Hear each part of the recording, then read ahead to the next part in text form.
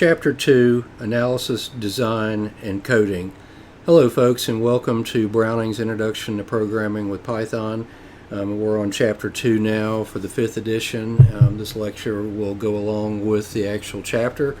Listen, read along. When we get to parts that are hands-on, stop, try the hands-on, and then you can hit play and resume the recording and listen to the rest of the lecture. So, the task of programming, really, it can appear really daunting and super hard to some folks who know a little bit about technology and computers, and to folks who know nothing, it can seem like it something really easy. It's a mysterious, magical act.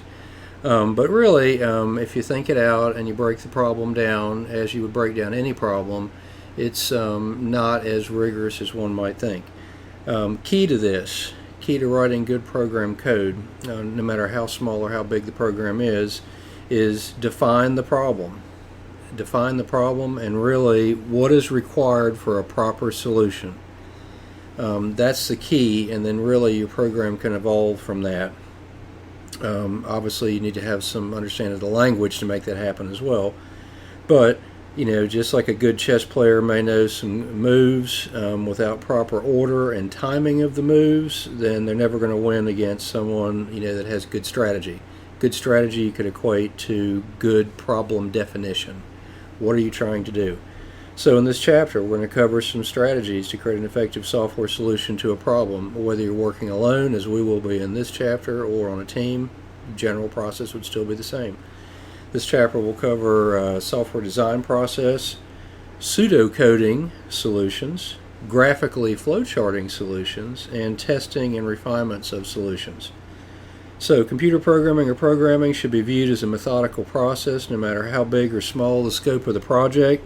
Creativity and thinking outside of the box should also be considered when designing a computer program. Indeed, if creativity was not the key, you'd have never invented new programs. All the programs would have been written. There would have been no more to write. Imagine if no one had really asked, I wonder if a computer could respond to voice input.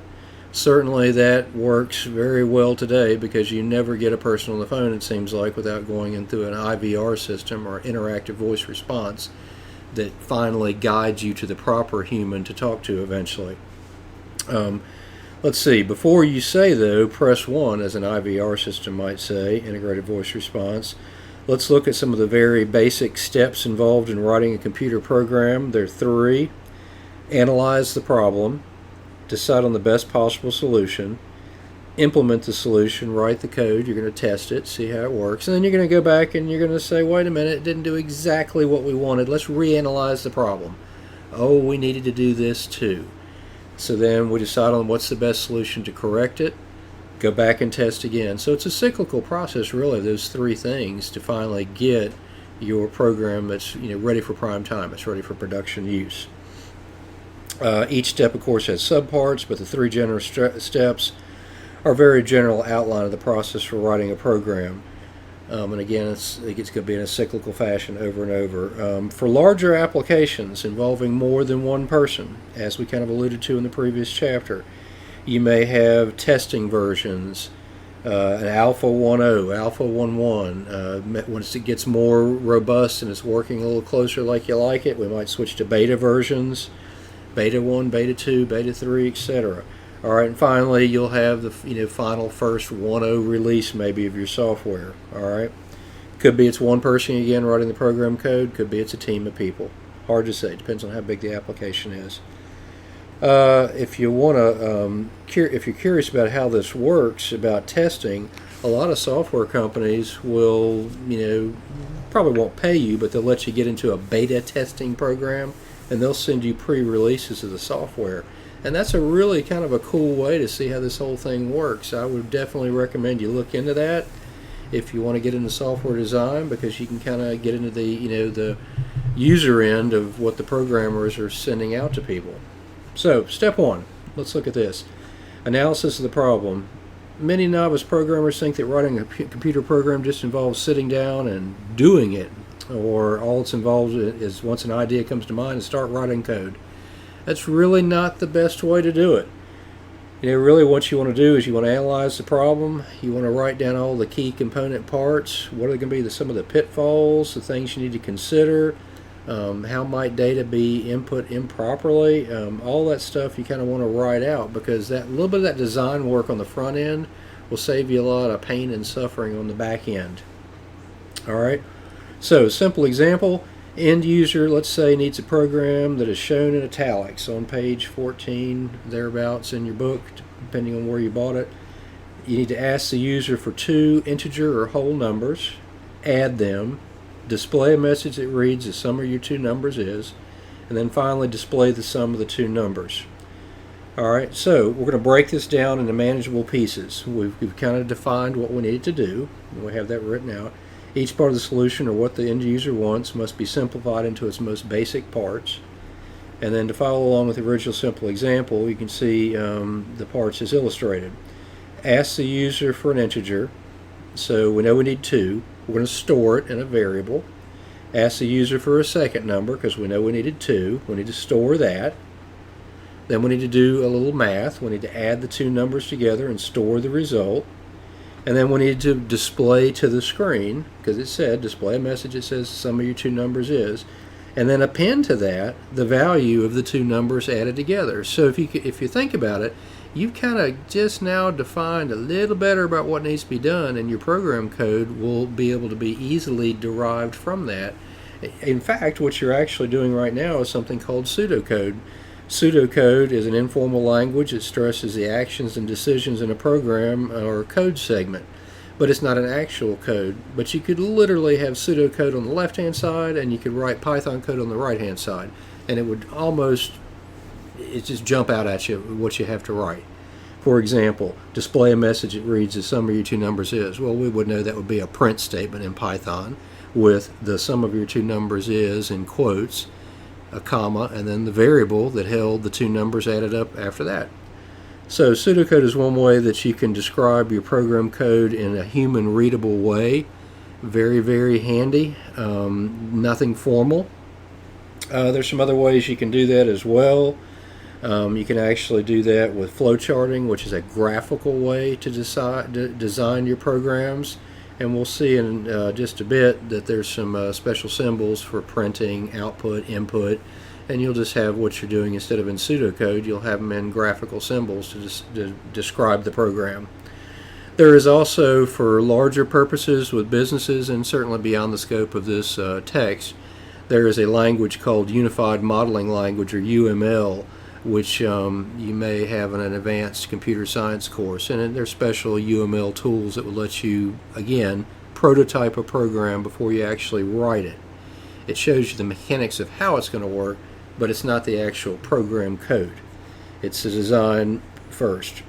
So if you look at the next segment, step 2, design the actual solution. Again, we're going to use pseudocode or flowcharting to actually design the solution.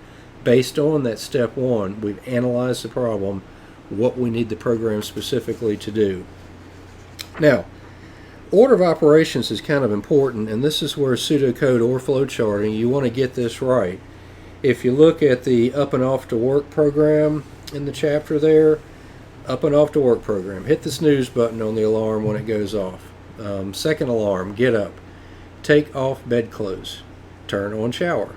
Take shower, dry off, put on work clothes, drink coffee, drive to work. It's very specific that order takes place just like that, because if you change things around a little bit, might be that you go to work and get a few laughs. For example, what if you left your clothes on and you took a shower and then you drove to work? You'd be wet, might be an uncomfortable day. So order of operations, very important, and again, pseudocoding and flowcharting will help you with that, because obviously your program is going to respond the same way. You want to add 2 numbers, but then you get the 2 numbers after you add them, that's not going to work. Alright, so flowcharting, a lot of software applications that you could use to use that. There are examples in the book for Visio and OpenOffice. I would recommend you try both. Microsoft is Visio, you'll have to have commercial software for that. OpenOffice or LibreOffice, they're open source, free. Would highly recommend you try that. SmartDraw is commercial. Gliffy is free, but it's online, but still kind of interesting. So you might try that out to actually make some flowcharts. I'd try and copy some of the things that are in the book. But if you look at the book, you'll see that there's some symbols that represent some of the key things you might do. This is by no means all of the symbols that are available, but there are data symbols, which is a parallelogram. For example, an input a number, input first value, input second value, whatever. Processing symbol is a rectangle. Sum is equal to x plus 1. Sum is equal to tax plus, subtotal. With flowcharting, you're going to have a start and an end. It's going to be very formally defined with a circle or an oval. You'll have a terminator, and I would just label it start and stop. So you know where the program starts, where it stops. Off-page connectors are a little older, but if you had this printed out on a piece of paper, you might have multiple pages. So you need to say, basically go to page 2, go to page 3, end of all pages, whatever. Decision diamond is going to be an if statement or an if-else. And basically it's going to check for a condition. If something is true, it does something. If it's not true, moves on to the next line down. Again, in that sequential execution from top to bottom, kind of like when you got out of bed with the alarm clock. Okay? I would recommend that you try to create in at least OpenOffice, but if not, Microsoft Word as well, or Visio or SmartDraw, the get first number, get second number, result, and print result sample flowchart that you see in the text. Note there are lines, and typically you may see lines with arrows connecting the different symbols. There are instructions on how to do that. Let's stop right now, and why don't you try that out with those 2 packages or 3, and then click resume when you're ready to move on. Okay, so you've been able to try those out. Again, a flowchart is just a graphical way, whereas a pseudocode is a written way to represent how a program operates. Back in the day, programmers had to hand draw flowcharts on graph paper, and if you look in your text there, you'll see a flowchart tracing template. But the interesting thing is, if you look through the available symbols in any of the packages listed, you'll see the same symbols that are on that flowchart template. They're just available as objects that you can drag onto the page. Now, the last step, step 3, once you've analyzed your program, you've designed it either graphically or written with pseudocode, is to actually write the code. And if you have that off to the side, it's pretty easy. You could sit there and say in pseudocode, get first number. Well, if you look at step 3 in the text, it says num1, number 1, is equal to input, enter first number.